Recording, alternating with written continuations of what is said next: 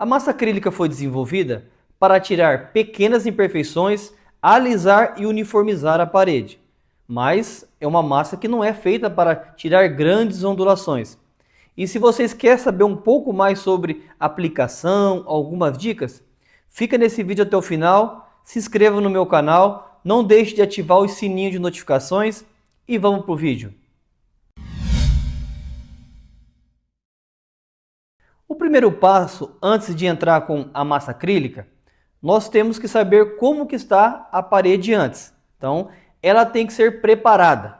Se é reboco ou se é uma repintura, a necessidade de aplicar um fundo preparador, enfim. Então, depois disso, escolher uma massa que seja realmente de qualidade. Hoje existem várias marcas no mercado, massa acrílica, massa corrida.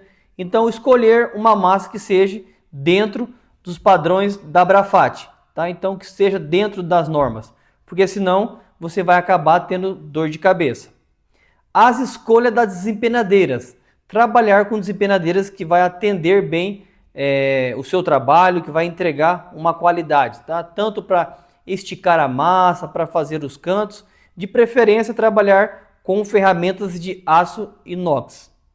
A aplicação da massa acrílica, ela não permite que nós, assim como uma corrida que nós conseguimos, talvez, depende, o local, tem uma regiões que seja um pouco mais frio que nem a nossa, que é Curitiba, você talvez soltar a massa na parede inteira, né? E depois você vir fazendo o alisamento com a desempenadeira.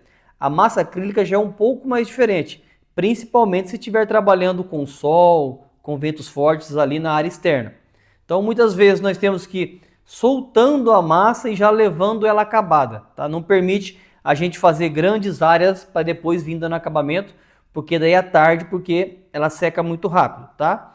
E também trabalhar sempre com um balde de água ao lado com um paninho. Então, conforme a gente vai trabalhando com a massa acrílica, sempre mantendo a ferramenta limpa, porque assim, conforme ela vai secando, vai deixando alguns gruminhos ali na nossa desempenadeira, se nós levando a desempenadeira suja no nosso trabalho, vai acabar comprometendo e na hora do lixamento lá que a gente vai ver que a aplicação nossa não ficou legal. Então, sempre trabalhando e sempre deixando as ferramentas bem limpas. Não acrescento água na primeira de mão, tá?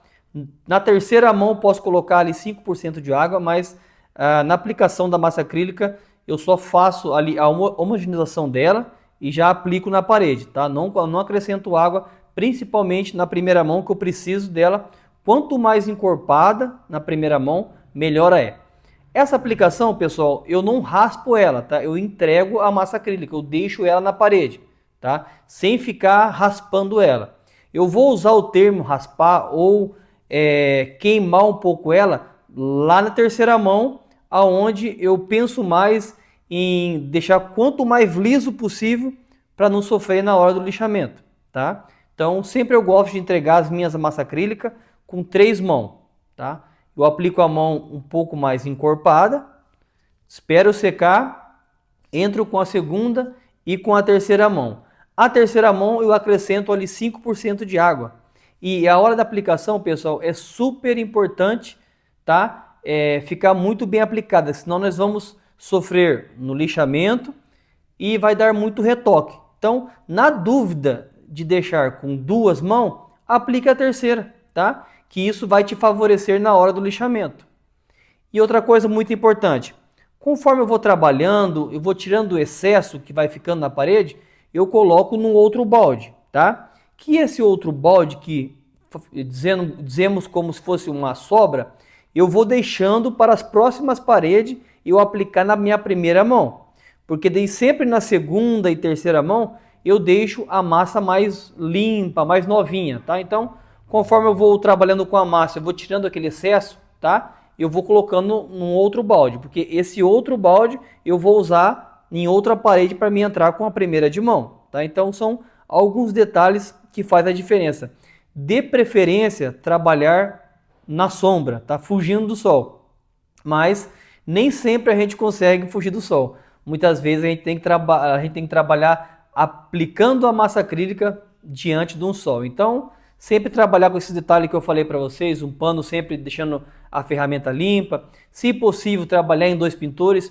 um soltando a massa acrílica, né, com um rolo de textura, e o outro pintor vir fazendo, desempenando, né? Então, ou trabalha sempre em dois pintores, ou trabalhar de forma aplicando ela e já levando praticamente pronta, porque assim vocês não vão ter dor de cabeça.